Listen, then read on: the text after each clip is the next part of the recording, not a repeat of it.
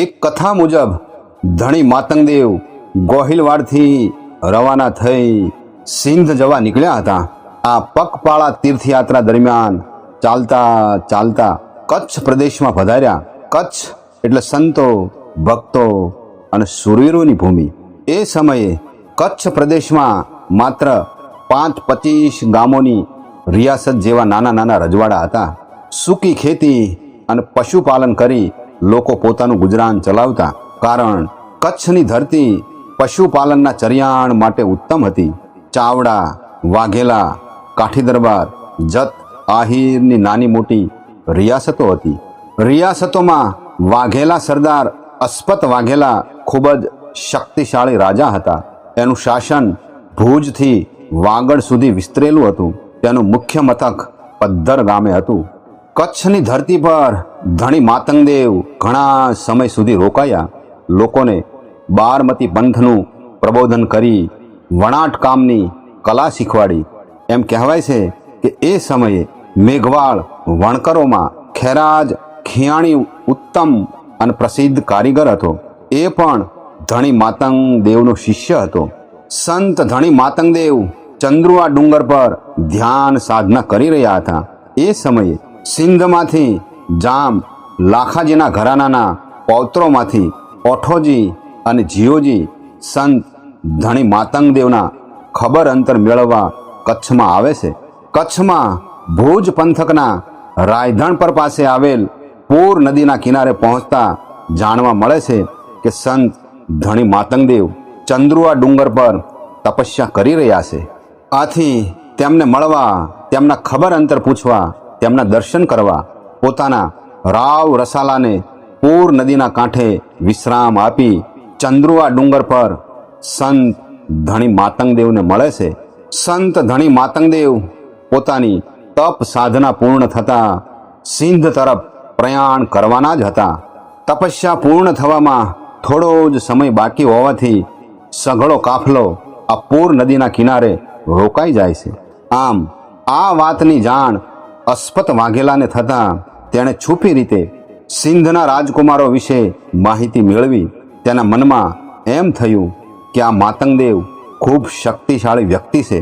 તેથી ભવિષ્યમાં અમારા પર આ સિંધના રાજવીઓનું લશ્કર લઈ ચડાઈ કરવા આવે, તેથી અત્યારથી જ એને સબક શીખડાવવો પડે.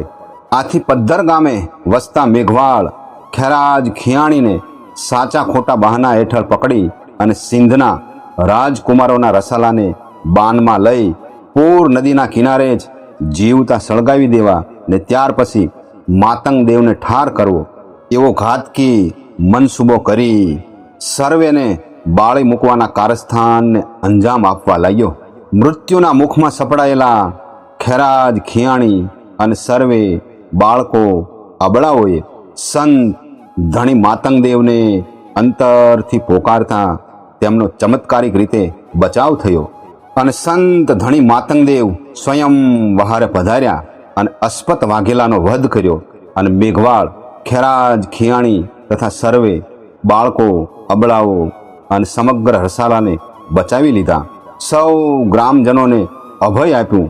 સંત ધણી માતંગદેવે તપ સાધના પૂર્ણ કરી એક ઝાડના ઝાડનું દાંતણ કરી તેના 3 ચીરા કરી જમીનમાં રોપ્યા. તે સ્થળે 3 થડ અને ડાળીઓવાળું ઝાડનું ઝાડ ઉગી નીકળ્યું. આ 3 ડાળી અને થડવાળા ઝાડના વૃક્ષને ત્રેજાર એવું નામ આપવામાં આવ્યું. આથી આ પવિત્ર સ્થળ ત્રેજાર તરીકે પ્રસિદ્ધ થયો.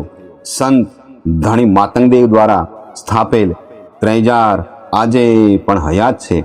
સંત ધણી માતંગદેવે આ પવિત્ર ભૂમિ પર 72 વીર, 64 જોગણી અને 8 ભૈરવની સ્થાપના કરી અને આ તપોભૂમિને પાવન કરી. ત્રેજાર તે થાપઈ માતંગ ત્રિમ ભોણે જોરા, વાઘે લેકે વડારે અસ્પત નાલે જાણ. ત્રેજાર ઉતરી અહીં પૂર્ણાય જો પાણી પીવો, શુદ્ધ સુરે કે સંચરે સે મૂળ માતંગદેવ જાપ થયો.